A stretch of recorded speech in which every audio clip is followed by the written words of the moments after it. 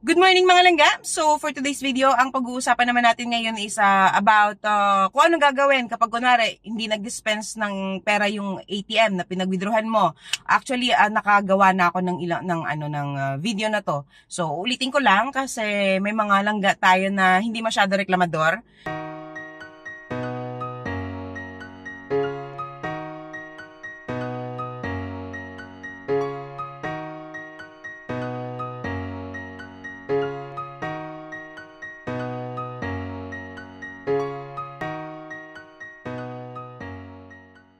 Anong gagawin kapag kunwari nakain yung hindi dinispense nung ATM yung pera mo? For example, offsite. Anong ibig sabihin ng offsite? Uulitin ko yung offsite kapag kunwari walang branch doon sa mismong ATM. So, mismong ATM lang yung nandun. Anong gagawin mo? Ang ATM doon is RCBC, tapos ang gamit mo is either RCBC card or ibang card ng ibang bangko. So, anong gagawin mo? Wag niyo awayin yung guard. Ang dami nang nag-aano sa akin. Ang daming tawag dito. May mga kliyente kaming guard na nakakausap na nag-share, ganyan-ganyan. Ang dami daw umaaway sa kanila kapag na-capture ganyan yung case. Wag niyo silang awayin kasi hindi nila trabahong bantayan yung ATM dyan. Ang trabaho nila is magbantay sa mismo kung kunwari mall ba yan, kung anong department store yan or whatever. Huwag nyo silang awayin. Ang gawin nyo, tawagan nyo yung customer service ng bangko nyo. Tapos i-report nyo yung nangyari na hindi nag-dispense. Tawag nyo agad. Ang mas maganda, may resibo kayo nakuha. Pero may iba na hindi nakakakuha ng resibo kasi nakita ng offline. Ipilit pa rin ipasok yung ATM card.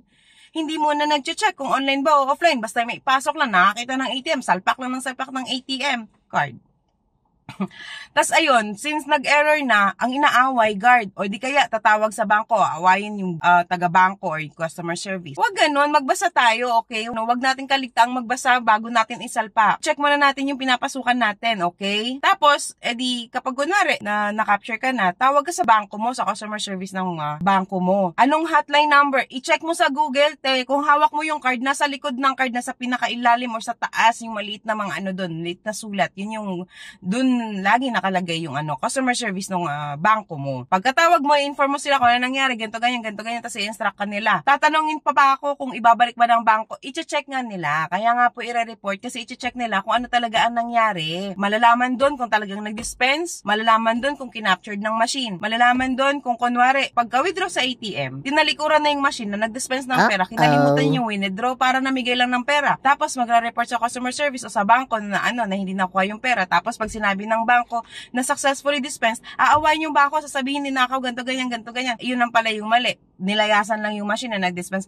Actually, na-experience ko yan sa isang mall. Kasunod ako sa pila, ma-share ko lang. Huwag na kayo magreklamo na madami akong satsat, vlog ko to, bahala kayo dyan. Dalawa sila magkaibigan, nagchichikahan. Kung ano yung pinag-uusapan nila, parang kinikilig-kilig pa sila.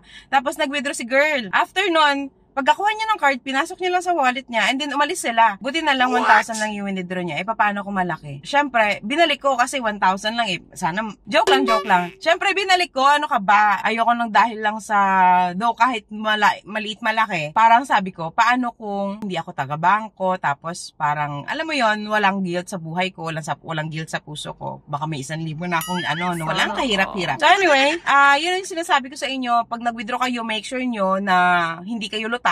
Abangan nyo yung pera, yun yung importante, kaya kayo nag-withdraw doon. Kailangan nyo ng pera, tapos pagkalabas ng ATM, lalayasan nyo agad. And yun, mabalik tayo. I-report nyo sa bangko nyo. For example, na-report nyo na. Maghintay kayo, kailangan may reference number kayo ha. Kunin nyo, pagtawag nyo sa customer service, may reference number kayo. Alamin nyo yung reference number para if ever pag nagbigay sila ng turnaround time at hindi pa na-credit sa account ninyo, mag-follow up kayo. Anong purpose ng reference number? Para hindi na kayo magkwento from scratch kung ano talaga nangyari. Kasi nga, on the first report, na kwento nyo na lahat, bibigyan na kayo ng reference number kasi naka-record na yun doon. So pag wala pa din, mag-follow up kayo, tapos sila magsasabi sa inyo kung anong status, kung still processing or whatever. Pero wag kayo mag-expect, lalo na sa ibang bangko, magkaibang bangko, ang pinag-withdrawhan nyo. For example nga, RCBC machine, tapos yung card mo is, for example, Metrobank, huwag kayo mag-expect na agad-agad. Kasi yung iba, nakadepende yan kung kailan maubos yung laman ng machine na yan. Lalo na pag kunwari, may mga ibang ganito hayaan mo nang kahit may nag-report, hayaan mo nang maubos yung laman ng ATM bago sila mag-load and then i-track lahat ng mga transactions and yung mga reports and complaints. So, wag kayo mag-expect ng agad-agaran. Kaya, mas maganda, pag nag-withdraw kayo, kung kunwari 10,000, ang withdrawin nyo muna kalahati. Para if ever mag-error man, at least yung kalahati, meron pa, di ba? Kasi, paano kung nag-withdraw ka ng 10,000, tapos nag-error yung machine, di buong 10,000, paano kung yun lang yung pera mo, yun lang yung sahod mo? Wala kang gagastusin ngayon kasi tinodo mo. Okay? So, mas maganda para safe kayo kung gusto nyo, the first withdraw pa lang, kasi maximum of naman yan 50,000 for example, 50,000 in a day. So, bahala ka na kung ilang beses mo withdrawin kasi may iba na kunwari 3 times lang, 4 times, 5 times. So, much better alamin nyo. Pero siguro naman sa 10,000, hindi nyo naman gagawin 2,000 per transaction, di ba? So, gawin nyo 5,000 muna. O hindi nag-error, di nakuha mo. Pangalawa, 5,000 ulit. Pag nag-error, at least 5,000 lang yung nagka-problema. At yun yung itatawag mo, at least may 5,000 ka pang gagamitin. Okay. So, paano naman kapag nasa on-site? Same pa din. Kunwari, other bank man o same bank, mas madali kapag same bank kasi nare-report agad yan. For example, RCBC ATM, RCBC ATM card. Gets? Kasi kung kunwari on-site yan o na-debit siya, na-debit ka, punta ka lang, pasok ka lang dyan sa branch, i-report mo, i-coordinate agad yan sa sa nag-handle ng ATM.